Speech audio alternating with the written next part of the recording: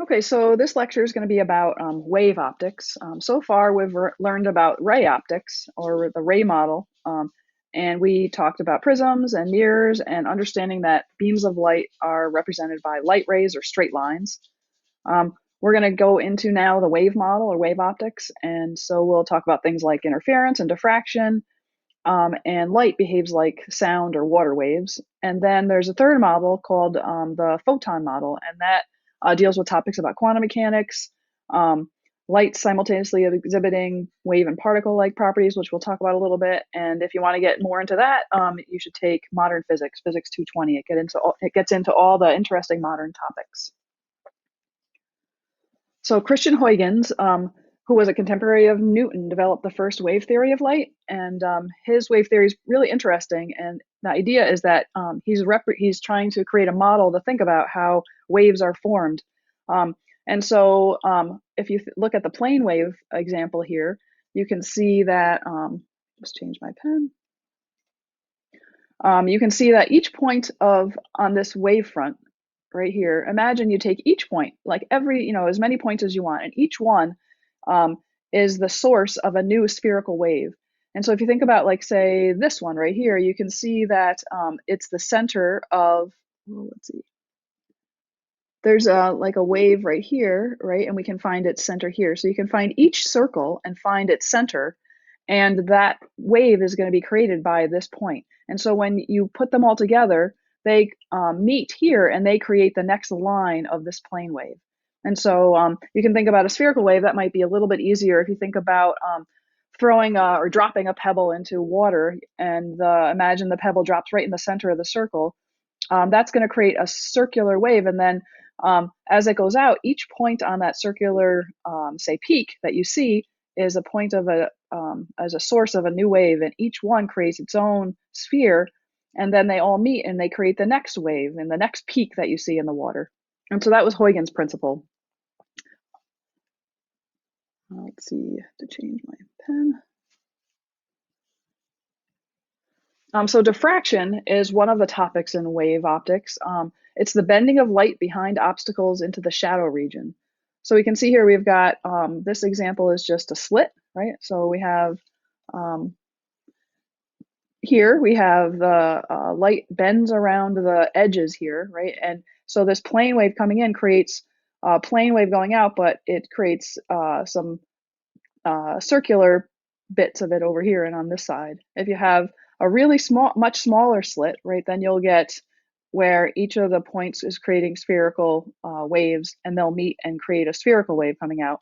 And if you only have one, then you'll have plane waves just go straight through, but along the edge they're bent, right? So they're bending around the obstacle. So you might think, well, if light's coming in, then I should only get light coming out, and not have any light over here, right? I would think, like, maybe I wouldn't have any light over here, or oops, or over down here.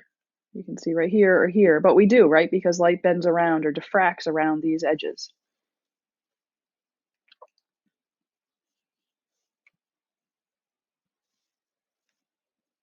If we want to think about the famous Young's double slit experiment, I thought I'd just show you kind of a picture in 3D, and I know it's kind of hard to see, but what happens is light comes in. So you see this beam of light comes in here, right there. Whoops, if I hold it, yeah. So the beam of light comes in here, and it creates a diffraction pattern, or interference pattern, sorry, an interference pattern over here. And it's interfering because you have light from the left slit and light from the right slit, and it's interfering to create this pattern. Notice here that the interference pattern is in the same direction as the slit width. So I have a diffraction pattern here. Each of these slits also has its own diffraction pattern, which we'll see after we study the double slit. But just notice that when I have two slits that are arranged horizontally, I'm going to have my pattern is going to be horizontal. And so the way we usually represent this, it's hard to imagine just in 2D, but we do represent it in 2D because it's a little easier. But just when you're thinking about it, the pattern, when we see a pattern like this, we're seeing it on our detector plane. So like if I think about the next slide, right, this would be my my detector plane, And notice here, this is a little different because now my slits are vertical. So when I have two slits vertical, so imagine these two slits um, compared to these two slits, right? These two slits are arranged horizontally. If I turned them 90 degrees, they would be vertical, and then this pattern would be vertical. So that's what we have in this case here. My slits are vertical, so they're stacked on top of each other, and my interference pattern looks like this. And so what is this? So this is, imagine I had a laser beam that I had a laser and I was able to create a beam of light to illuminate this. So it'd be bigger than a laser beam, but I could use a laser beam with a pinhole and create a big, large beam of parallel rays hitting um, these two slits. And when they go off to the screen, and we see this pattern over here, and so these two waves are interfering, one from this hole and one from this hole, the slit. And so what these are called are fringes. We call them bright fringes. So the center one is called the central fringe, and we represent it with m equals 0. So we're saying the central fringe is m equals 0. Um, and so we have m equals 1 is one bright fringe above the central fringe, and minus 1 is one bright fringe below. You can see here that they're equally spaced. They're labeled M1, 2, 3, 4. And so if you think about draw the angle with respect to the optical axis is pretty big for m equals 4 and small for m equals 1. Also notice that the intensity of light decreases as you go away from the central maximum. And this was learned about, or this information was understood by Thomas Young and he lived from 1973 to 1829.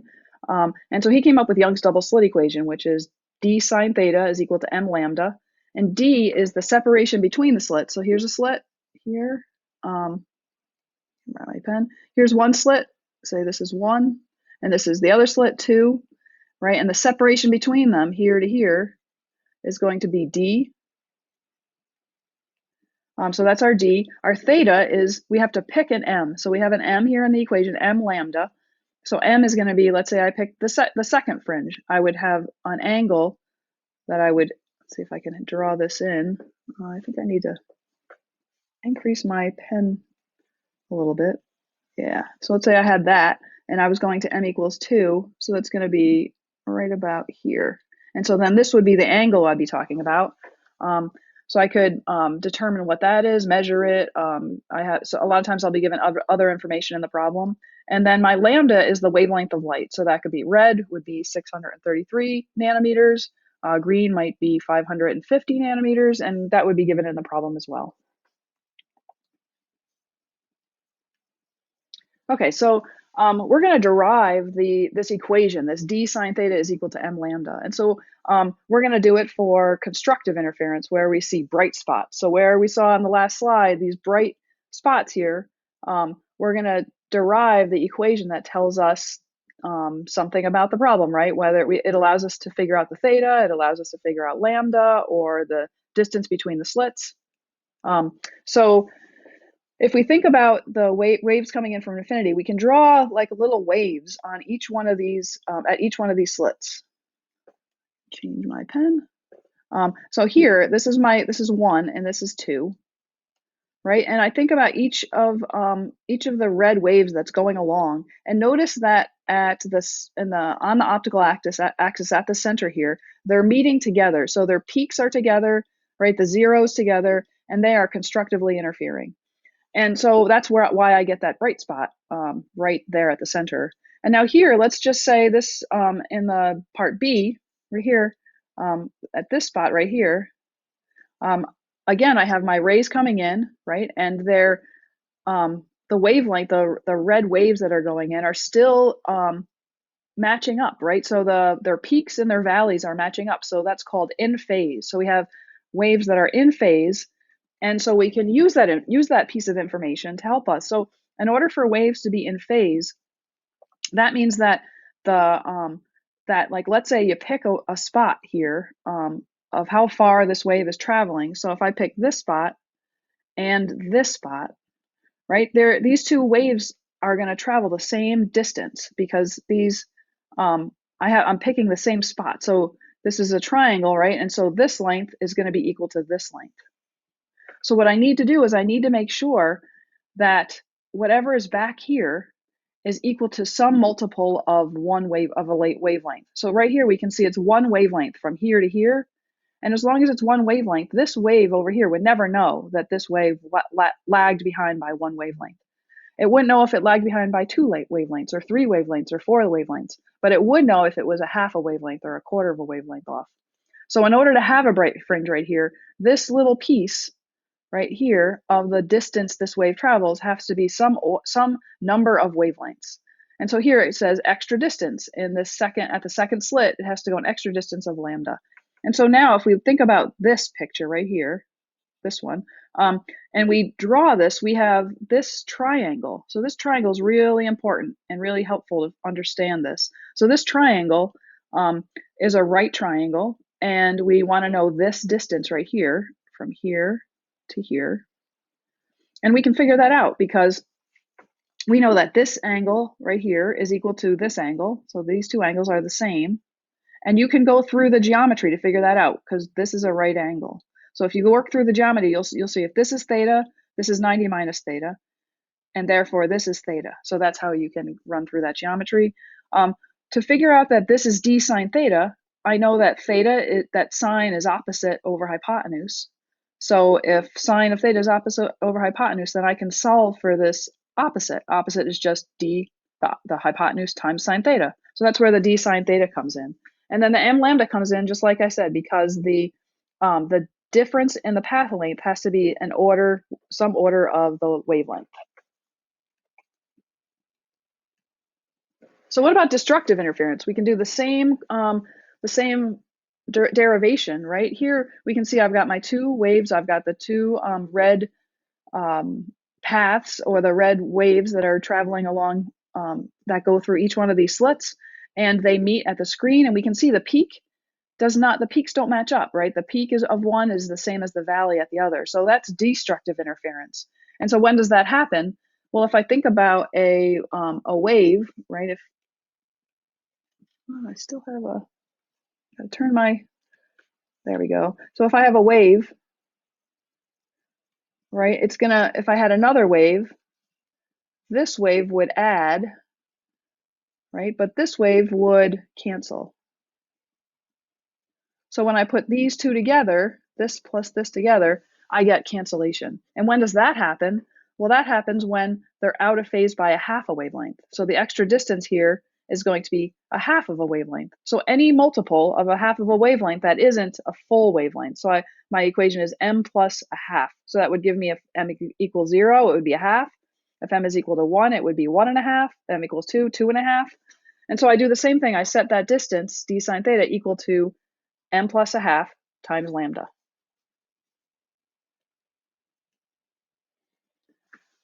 Okay, so the double slit interference pattern you would like to see on the distant screen looks like this.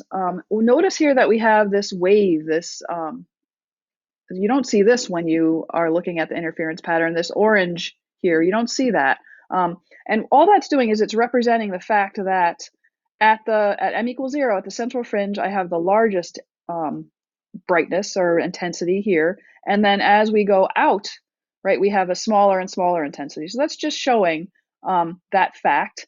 And that actually comes from so we have the single slit diffraction pattern, but then we have the interference pattern. So what we're seeing is the interference pattern inside of the diffraction pattern. So the interference pattern are the wiggles from the two slits, but then the diffraction pattern of just one slit looks like this. So this is the diffraction pattern from one slit, and that's what gives us the change in brightness as we go away from the central maximum.